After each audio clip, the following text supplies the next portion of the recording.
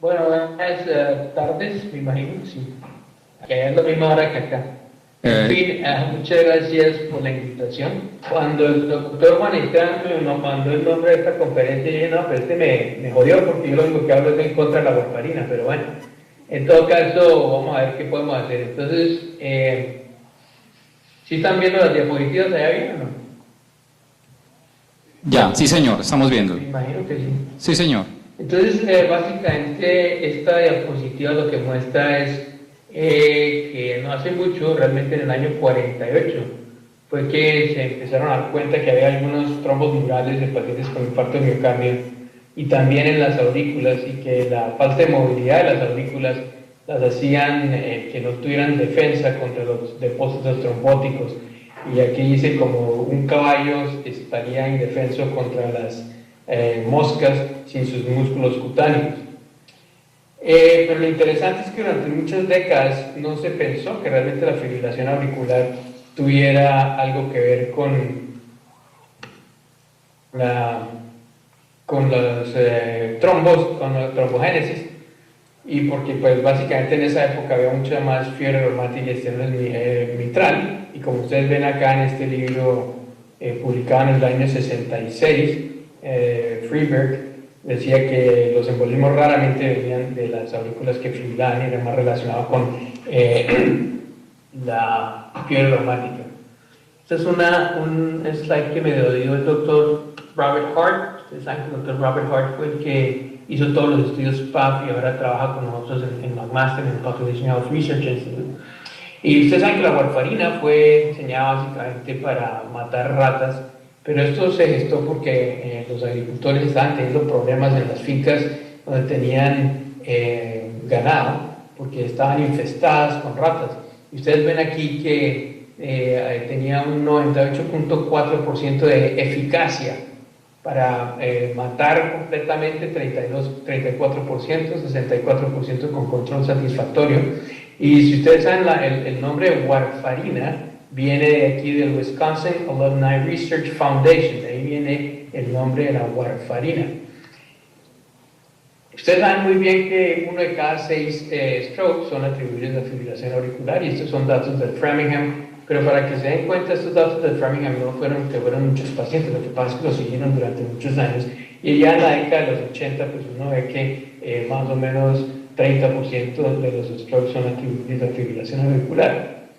¿Qué tan buena es la warfarina? Y ustedes ven aquí los 6 estudios que hicieron que cambiaran las guías, y los mostré rápidamente ayer, pero simplemente para reiterar que estos 6 estudios mostraron que había una reducción de riesgo más o menos del 64% de fibrilación auricular con la warfarina. Y cuando se compara, y aquí está pues básicamente la misma diapositiva con ese 62% de reducción de riesgo. Pero lo importante es tener en cuenta la reducción de riesgo absoluta también, que era muy importante, tanto en los grupos de alto riesgo como en los grupos de bajo riesgo, sobre todo en los grupos de alto riesgo con una delta de más de 6% que representa más de 60% de reducción de riesgo relativo.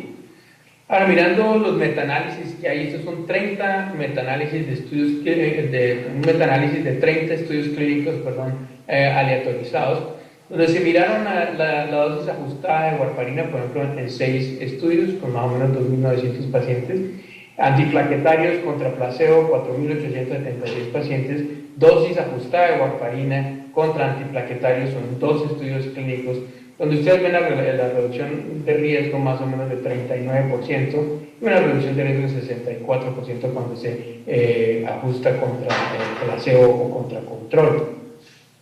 Otra vez el doctor Hart mirando mortalidad, porque esto es importante recordar que la warfarina demostró que reduce la mortalidad global como tal, la mortalidad de todas las causas, con una reducción casi del 9% comparado con la aspirina, y contra el control del 26%, que es superior a la aspirina. Así que la warfarina no es que sea una mala droga, lo que pasa es que es difícil de controlar, y aquí está una de las causas por las cuales es difícil el manejo de la warfarina. Ustedes saben que la ventana terapéutica de la warfarina es una ventana estrecha, hay que mantener el INR entre 2 y 3, y si bajamos levemente hacia 1.5 por los lados de 1.7, ya tenemos casi 3 veces un aumento del riesgo de stroke, y por encima de 3 pues aumenta el riesgo, sobre todo el riesgo de sangrado intracerebral cuando estamos por encima de 4.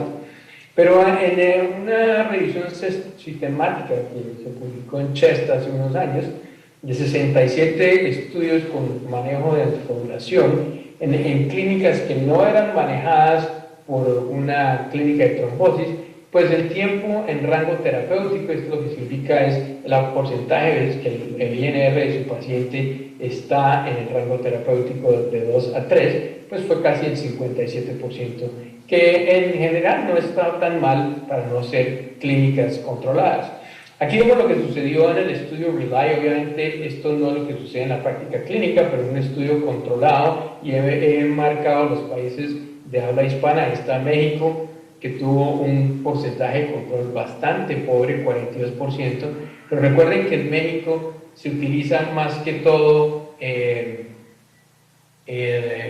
acenocumarol, que es mucho más difícil de controlar que la warfarina como tal. En Colombia, que ustedes ven aquí, entonces el control fue no tan bueno, 48%, España 60% y Argentina 68%. Pero esto simplemente nos dice que es difícil mantener el RIM, pero les voy a mostrar algunas formas como podemos mejorar esta situación.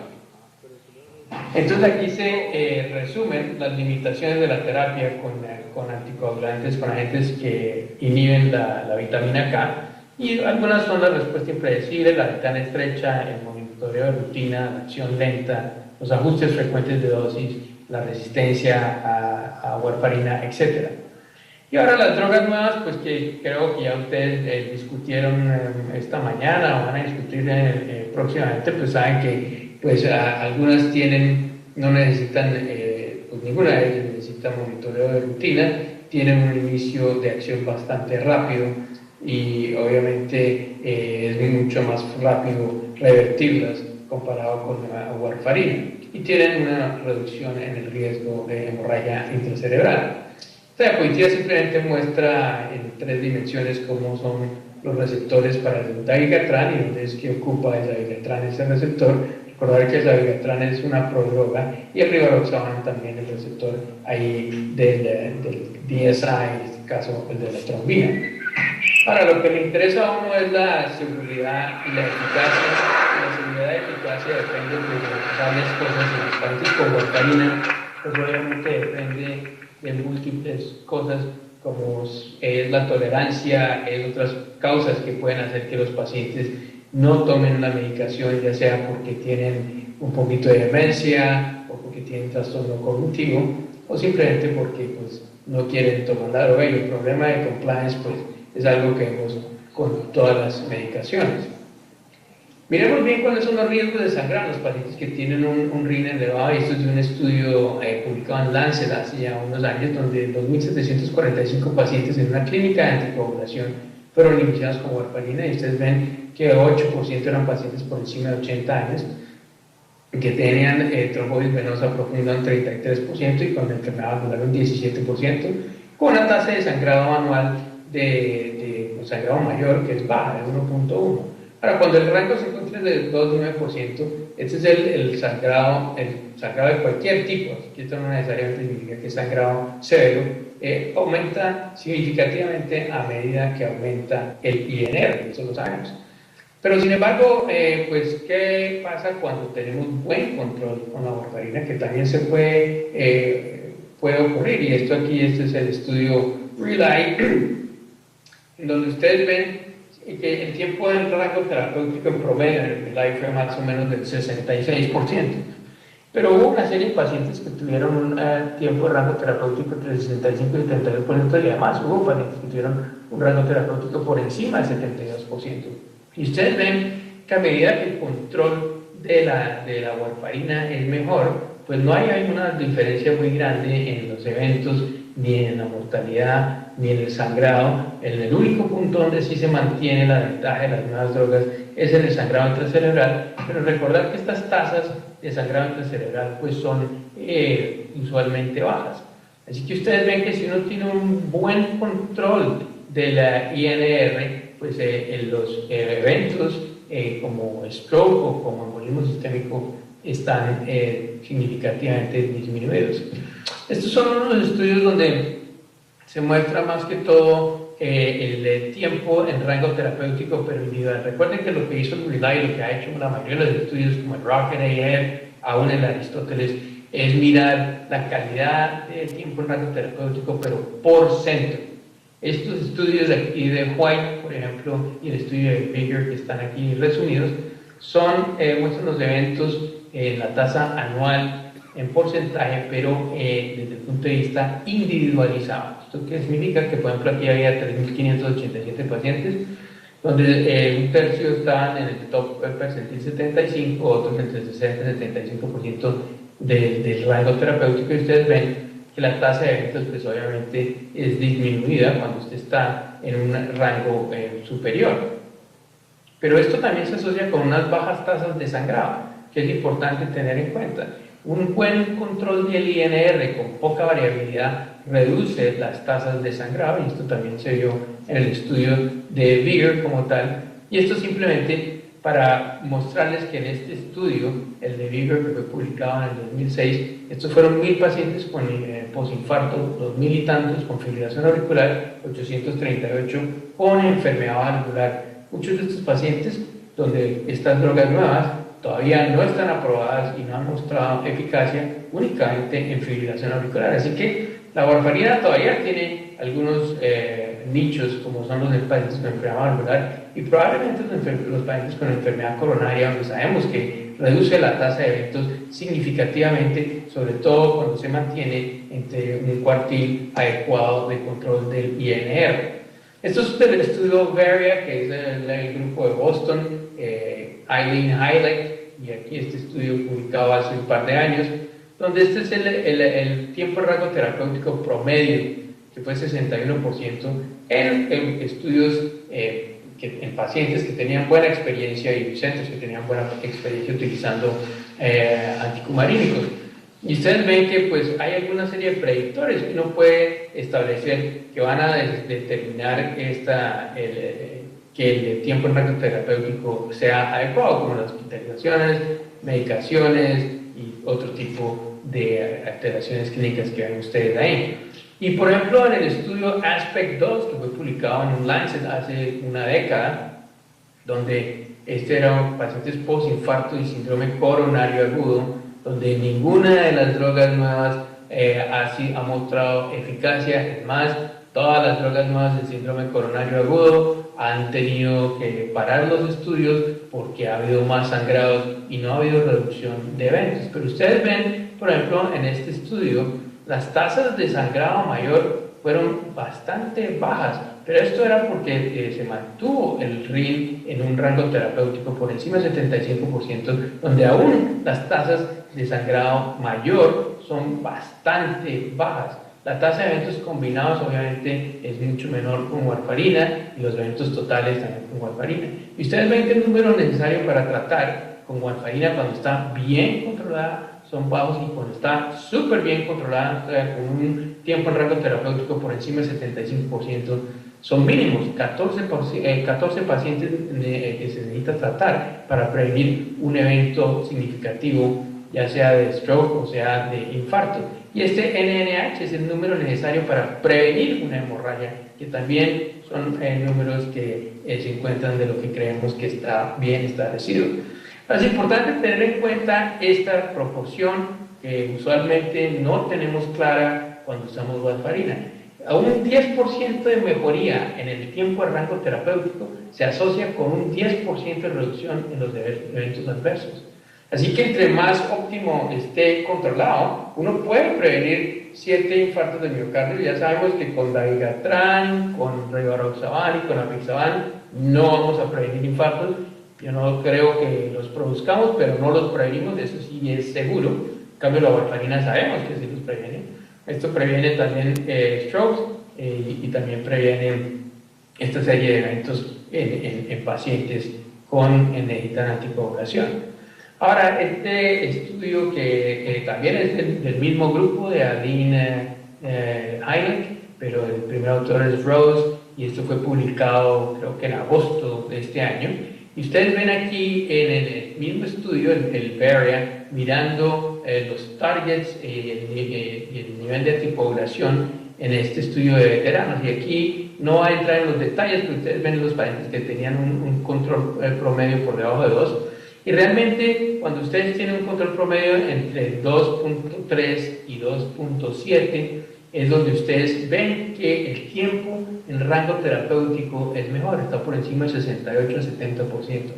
Así que si ustedes son capaces de mantener eso así, ustedes van a ver aquí que con ese tiempo en rango terapéutico, y esto es por centro, ustedes van a prevenir una cantidad de eventos como tal. Así que no es que esto sea difícil de obtener, y estos otros estudios, varias series, simplemente mostrando que uno puede controlar el INR utilizando algunos algoritmos online o con esto que se llama el point of care, que no sé bien cómo se llama en español, pero los aparatijos con los cuales los pacientes mismos se están, como cuando es diabético, controlándose él mismo su INR. El tiempo en rango terapéutico después de esta intervención es casi del 70 y 78% en algunos casos, lo cual obviamente da cabida para pensar que la warfarina puede tener algunas ventajas como tal. Esto del estudio RELY, ustedes ven aquí que el sangrado extracraneal con ambas dosis, tanto de dabigatran, realmente no es tan favorable una vez ustedes pasan cierta edad, lo cual con warfarina se mantiene más o menos igual. Así que la edad también tiene algo que ver con respecto a esto. Los pacientes con enfermedad gastrointestinal, pues obviamente sabemos que hay altas concentraciones de dabigatran en las feces, aumenta el riesgo de sangrado gastrointestinal bajo, y además sabemos que no es ideal para pacientes ancianos, que muchos tienen angiodisplasia, diverticulosis o sangrado previo. Con la experiencia clínica hemos aprendido que podemos por lo menos dar un poco de inhibidores de la bomba de protones, pero estos no siempre nos van a reducir el sangrado gastrointestinal bajo, que es el que se ve más frecuente en estos pacientes. De la serie del NABOR, el registro del NABOR, pues sabemos que más o menos el 18.3% de los pacientes, solo de los que reciben anticoagulación, son referidos a las clínicas de trombosis, o sea que son muy pocos los que realmente son referidos ahí, y lo que sabemos es que el control local del INR tiene un efecto en cómo funciona la droga, y esto de nuevo del estudio RELY. Ustedes ven que si el control no es muy bueno, pues obviamente la tasa de eventos es menor en la dosis alta de dabigatran, y esto pues es obviamente significativo, y el número necesario para tratar pues es bajo. Pero si ustedes logran obtener unos controles mejores, de 57 y 65% del RIM, ustedes ya ven que sus tasas de eventos no son tan diferentes, y pues ya el número necesario de tratar no es tan significativo. Y por el contrario, igualmente lo mismo pasa para prevenir hemorragias como tal. Y ustedes ven aquí en estas curvas de Kaplan-Meier que si ustedes tienen un pobre control de su tiempo en rango terapéutico, por ejemplo aquí menor del 57%, ustedes ven que en verde el dabigatran pues obviamente sale ganando, pero a medida que ustedes van mejorando su control, pues ya van viendo que las curvas todas se sobreponen. Así que esto lo que significa es que si ustedes son capaces de mantener el tiempo en rango terapéutico adecuado, esos pacientes derivan el mismo beneficio con warfarina. El problema es mantener ese tiempo en rango terapéutico, que ya sabemos que es difícil. De todos modos, también hay unos modelos de riesgo para predecir el sangrado mayor en pacientes más ancianos que reciben warfarina, y ustedes ven que pues básicamente la mayoría de estos, y el que más tiene riesgo es anemia como tal, pero estos tienen un riesgo más o menos de 2 a 1,5 veces de aumentar el sangrado en estos pacientes. Ahora, esto también recientemente publicado, creo que fue publicado hace un par de semanas o un poquito más. Esto es también del RELY, pero esto, y no voy a entrar en los detalles aquí, pero aquí ustedes ven Sudamérica, que entre los cuales participó Colombia, una de las cosas que hizo el estudio Milay también era que les daba a los centros un algoritmo para mantener la anticoagulación bien adecuada, el tiempo en rango terapéutico adecuado. Y ustedes ven que cuando ustedes utilizan este algoritmo, pues ustedes son capaces de mantener un tiempo en rango terapéutico que está por encima del 60%, que es bastante bueno.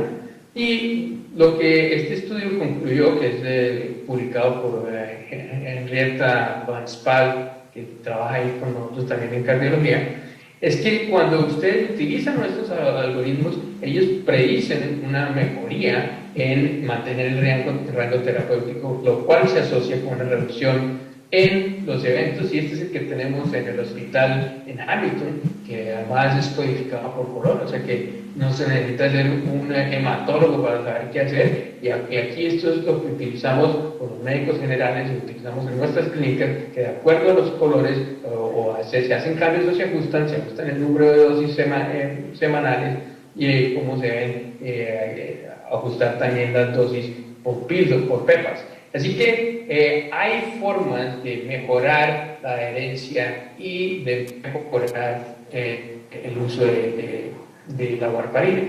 Ahora, el compliance es algo que todavía estamos viendo cómo funciona. Obviamente, el dabigatran y el pixaban se deben dar 2 veces al día. Tiene una vida media mucho más corta que la warfarina. No necesitan monitoreo, pero pues obviamente, ¿cuáles son los marcadores de falta de adherencia? Pues obviamente que el paciente tenga un accidente cerebrovascular. Así que pues en este caso hay algunas ventajas. ¿Y cuáles ha sido el compliance en la mayoría de los estudios? Pues ha sido más o menos semejante. Dabigatran fue un poco más que, o sea, hubo más descontinuación que warfarina, rivaroxaban es más o menos lo mismo, y apixaban pues más o menos un poquito lo mismo. Así que todavía tenemos que ver a largo plazo cuál va a ser el compliance.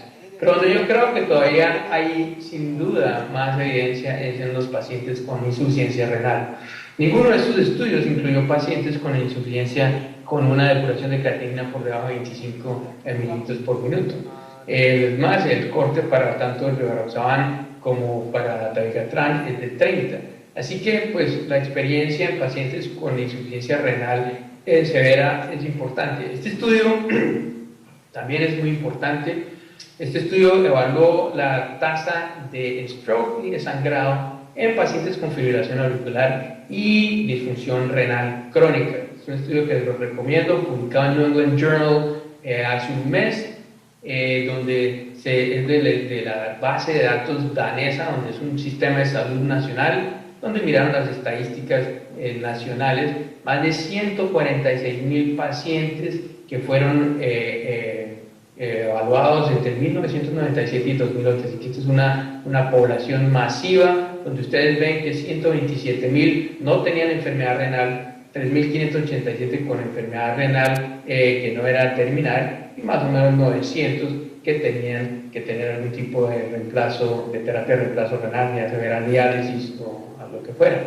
Lo importante para ver ahí es que de nuevo es un estudio con un seguimiento masivo. Aquí ustedes ven que el número de personas año es de 461,000, hubo 16,000 eventos. La tasa de eventos, por ejemplo, los que de stroke o embolismo sistémico es 3.6 por cada 100 personas año, comparado a los que tenían disfunción renal pero no era terminal, casi el doble, y más o menos lo mismo con los que tenían que tener diálisis.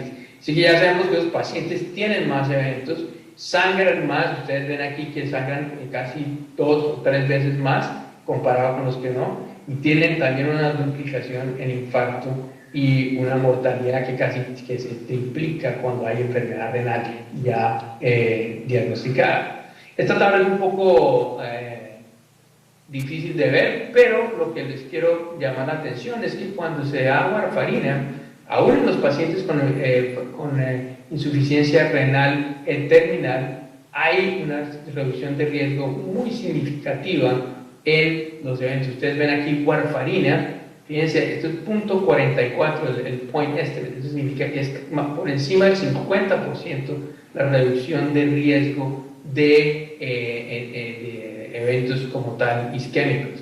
Y esto también se vio en los diferentes grupos de edad. Así que la warfarina probablemente es de las drogas que tiene mejor perfil de reducción de eventos sin aumentar tanto el sangrado, cuando obviamente ya sabemos que aumenta el sangrado con la presencia de insuficiencia renal crónica en estos pacientes. Así que este estudio básicamente lo que muestra es que la enfermedad renal crónica se asocia con un aumento en el riesgo de stroke y embolismo sistémico y aún sangrado, pero que la warfarina es un tratamiento que se asocia con una reducción de riesgo importante en estos pacientes.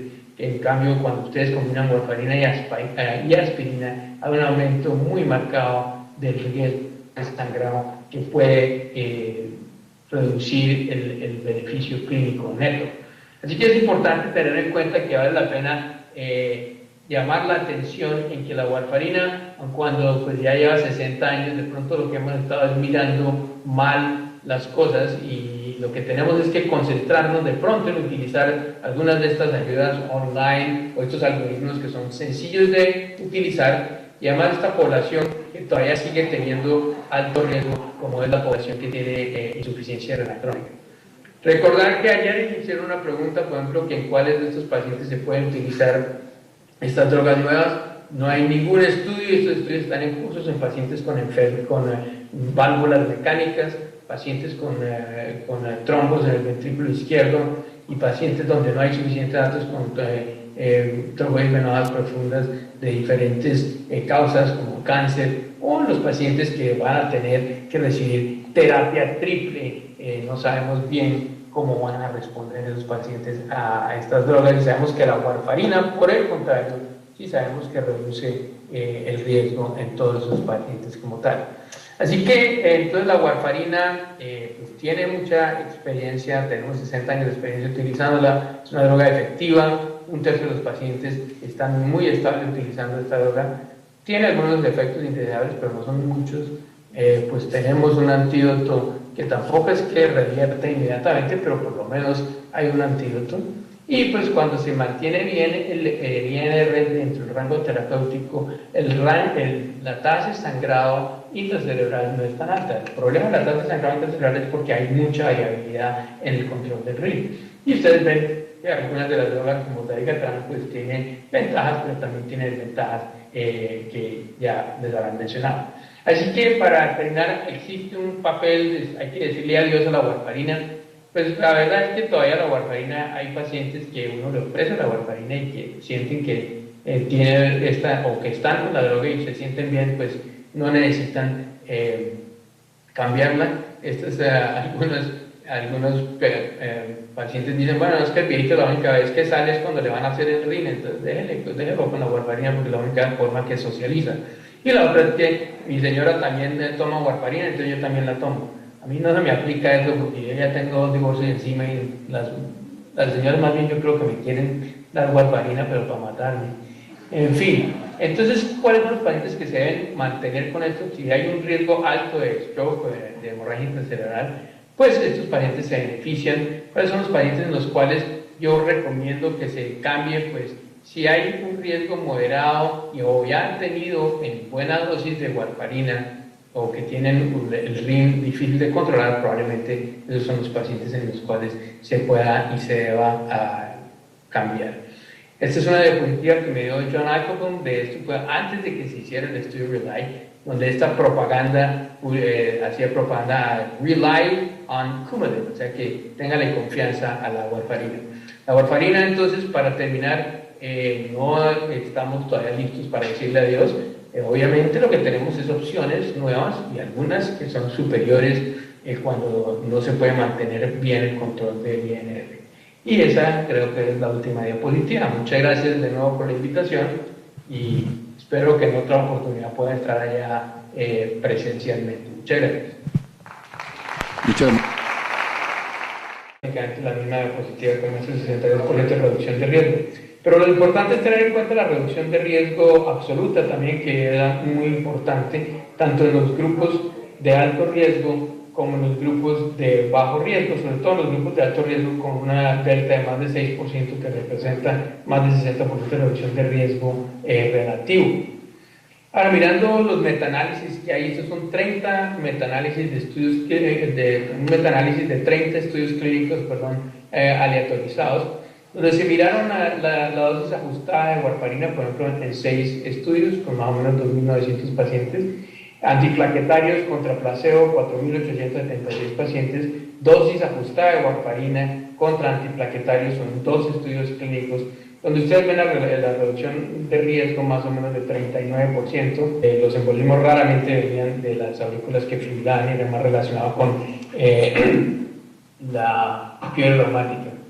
Este es un slide que me dio el doctor Robert Hart. Ustedes saben que el doctor Robert Hart fue el que hizo todos los estudios PAP y ahora trabaja con nosotros en McMaster, en el Population Health Research Institute. Y ustedes saben que la warfarina fue diseñada básicamente para matar ratas, pero esto se gestó porque los agricultores estaban teniendo problemas en las fincas donde tenían ganado, porque estaban infestadas con ratas. Y ustedes ven aquí que tenía un 98.4% de eficacia para matar completamente 34%, 64% con control satisfactorio. Y si ustedes saben, el nombre de warfarina viene de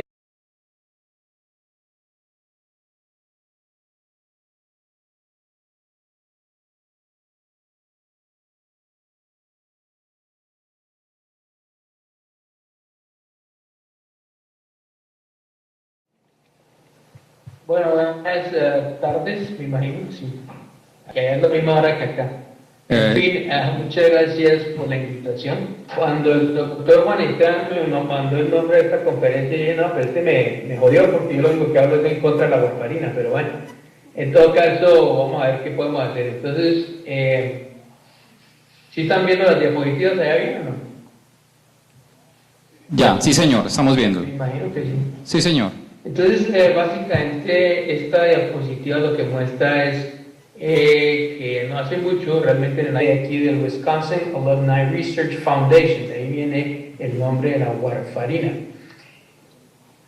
Ustedes saben muy bien que 1 de cada 6 strokes son atribuidos a fibrilación auricular, y estos son datos del Framingham, pero para que se den cuenta, estos datos del Framingham no fueron que fueron muchos pacientes, lo que pasa es que los siguieron durante muchos años, y ya en la década de los 80, pues uno ve que más o menos 30% de los strokes son atribuidos a fibrilación auricular.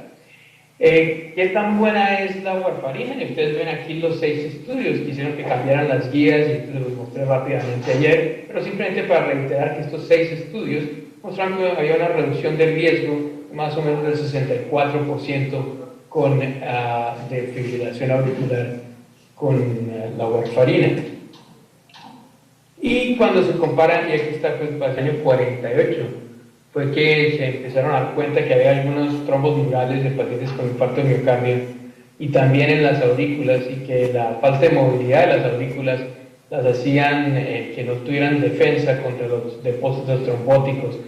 Y aquí dice como un caballo estaría indefenso contra las moscas sin sus músculos cutáneos.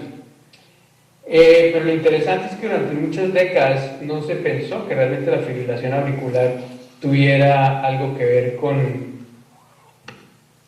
los trombos, con la trombogénesis, y porque pues básicamente en esa época había mucha más fiebre reumática y estenosis mitral, y como ustedes ven acá en este libro publicado en el año 66, Freeberg decía que